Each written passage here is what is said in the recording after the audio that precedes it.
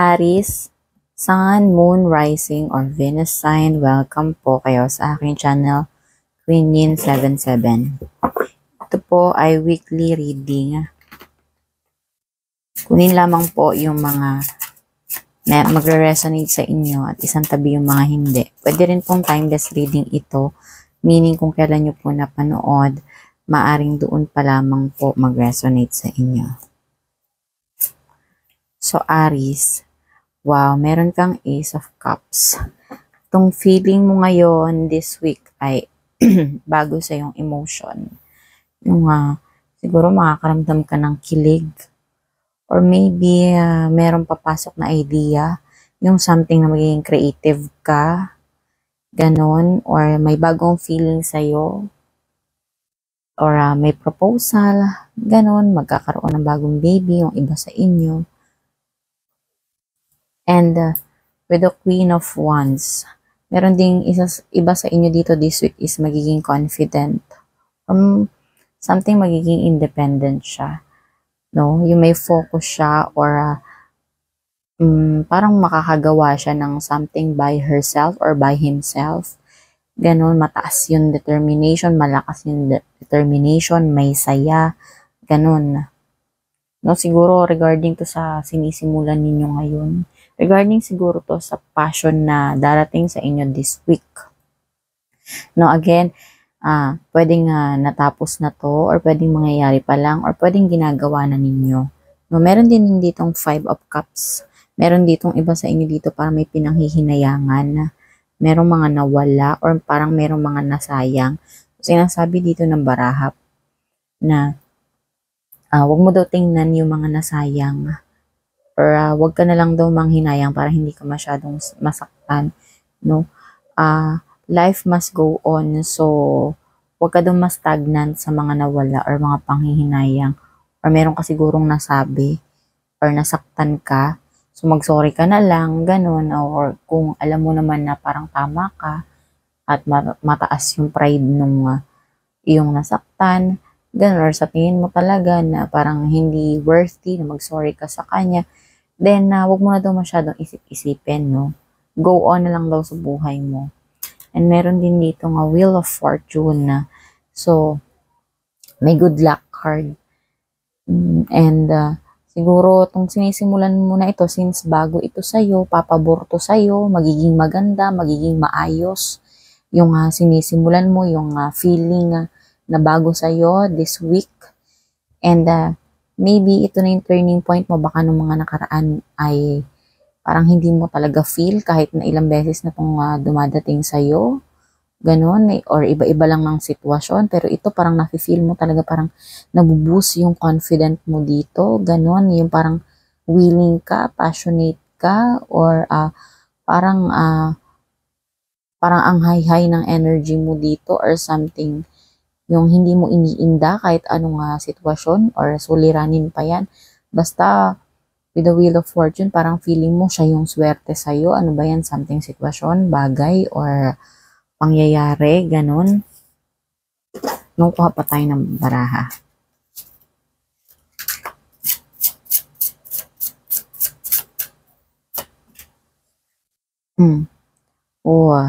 Meron naman iba sa inyo dito, may multiple priorities, news, time management, juggling, adaptivity, negotiation, balancing, decision, weighing, option.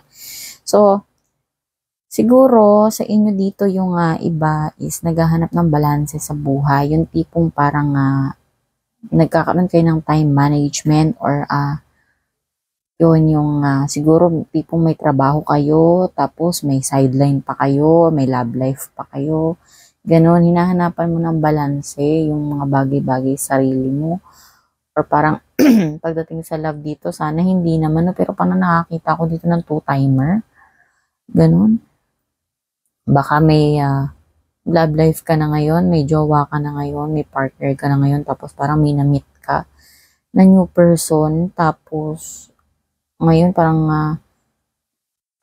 mahal mo na rin siya or nabulog na talaga yung loob mo sa kanya. So, hinahanapan mo ng balance ng time, ng financial, ganun.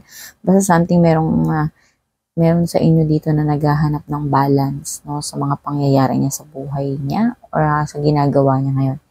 Hinahanapan niya ng balance, no, with an earth energy, no, something sa whole well-being mo, or maybe yung iba sa inyo dito parang masyadong nag-iisip pero kailangan magtrabaho, so kinukondisyon mo yung iyong katawan na maging focus doon sa iyong ginagawa kahit na yung isip mo is parang wala ka doon, parang kang lutang.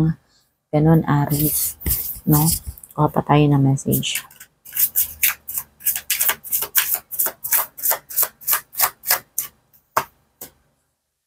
Oh, saving money, wealth, security. Siguro may iba sa inyo this week is makakaisip ng mag-ipon. Sa hirap ba naman ng buhay ngayon, no? Sa taas ng bilihin, no? Siguro ng mga nakaraan is waldas ka or ganyan, or hindi mo iniisip yung para sa bukas.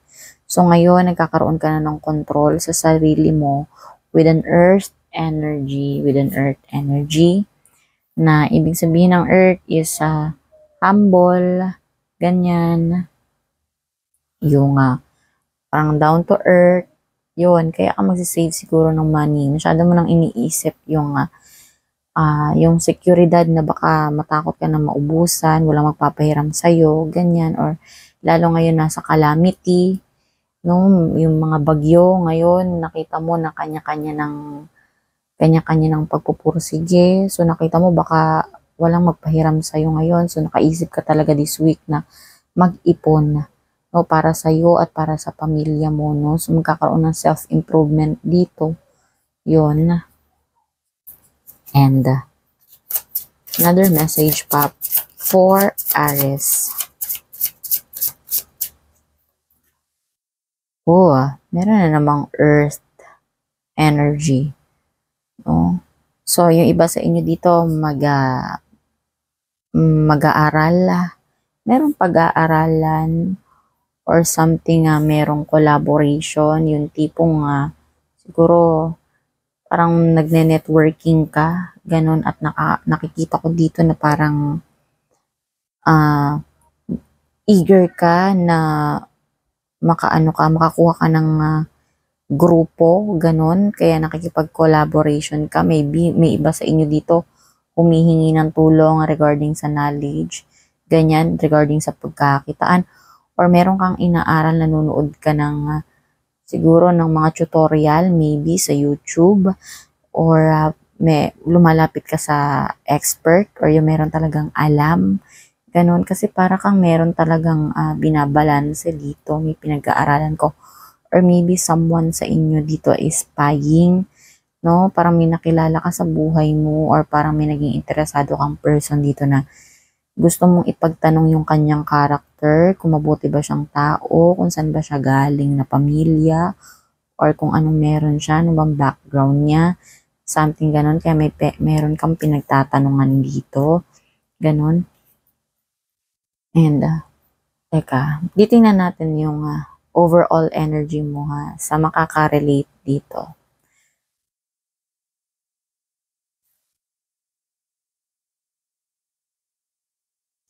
So, for this week, magkakaroon kayo ng new beginnings, yung something bago sa inyo dito. Pwedeng bagong feeling, kinikilig ka, hindi lang naman yan sa person pwedeng dahil may bago kang pinagkakakitaan, or maybe gusto mo yung ginagawa mo ngayon, or gusto mo yung career job opportunities na meron ka ngayon, or meron ka sigurong natanggap na regalo, ganun, kaya may something na bago sa feeling mo ngayon, no? And dahil dun sa natanggap mo yun, or dahil dun sa feeling mo ngayon na parang maganda this week, is nagkaroon ka ng tapang, parang nagkaroon ka ng confident, no? Siguro may nagregalo sa inyo, no? Na parang gustong-gusto mo, or maybe meron talagang naka-appreciate sa inyo. So, naka-feel ka doon ng confident kasi parang may naka-appreciate sa inyo, no? Ay, mahal talaga ako nito, parang magpupursige ako sa mga susunod ko pang gagawin or sa related doon sa sinisimulan mo ngayon, no, nagkakaroon ka ng determination, yon na parang, sige, susuklian ko to, parang ganon, magkakaroon ako ng confidence sa sarili ko para doon sa nagtiwala sa akin, ganon, or nagbigay ng magandang emosyon niya sa akin, ng pagtitiwala, ng courage, ng ganon. Siguro, kaya ka nagkaroon ng confident, parang bumalik ulit yung confident mo kasi sa nakaraan mo is parang may pinanghinayangan ka or something, may nasaktan ka, nang hinayang ka to the point kasi ikaw yung naunang nanakit, parang ganon.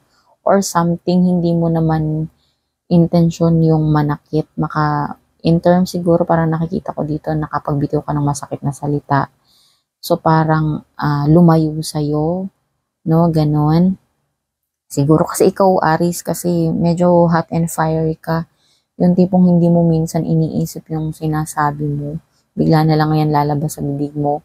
Yung medyo may pagkataklesa ka, no? Lalo pag parang masaya ka.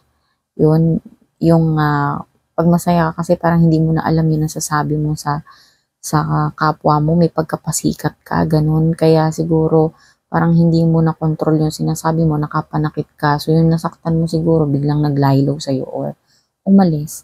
Kaya yun, no, parang nanghinayang ka kasi parang friend mo siguro to or ganyan or something na relatives malapit sa'yo. Kaya yun.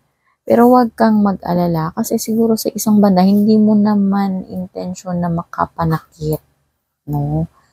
Kaya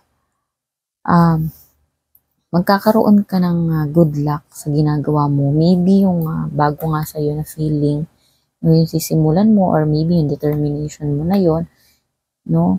Kasi di ba pag determinado tayo, no? Tapos lalo pag bago sa feeling natin, di ba talagang eager tayo na simulan yon, no? Parang nakikita natin yung future na maganda talaga. Ito na yung start hanggang ending, no?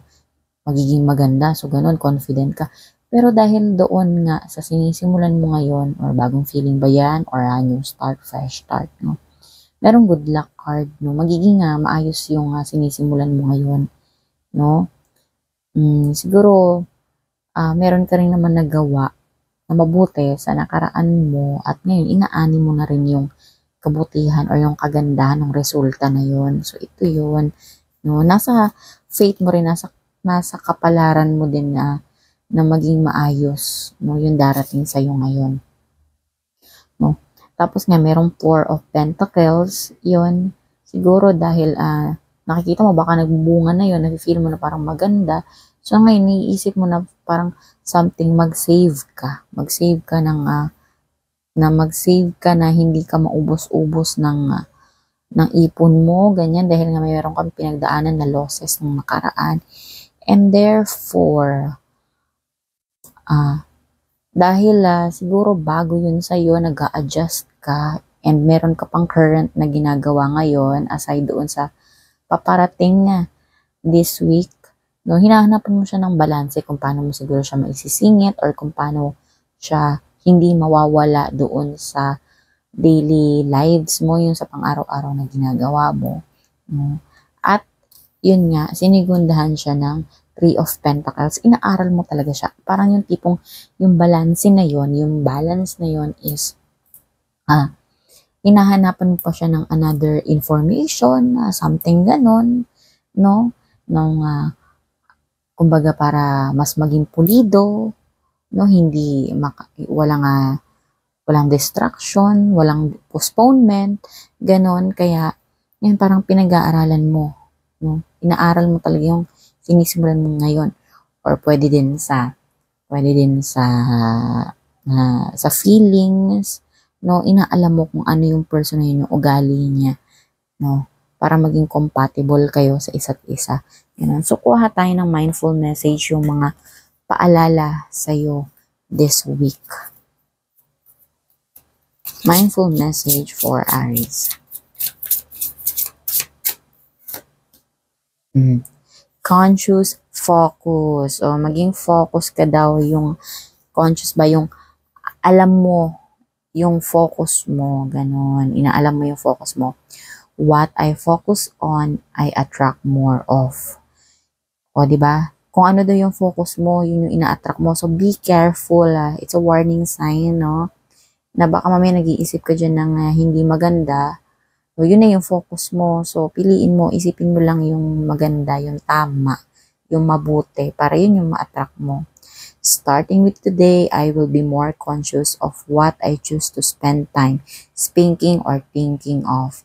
So, simulan mo daw ngayon, no, na maging conscious ka, no, sa mga pinipili mo, sa pinipili mo na pagsasalita at pag-iisip, dapat mabuti lang yan, no, maging mapagmatsyag ka sa iniisip at sinasalita mo.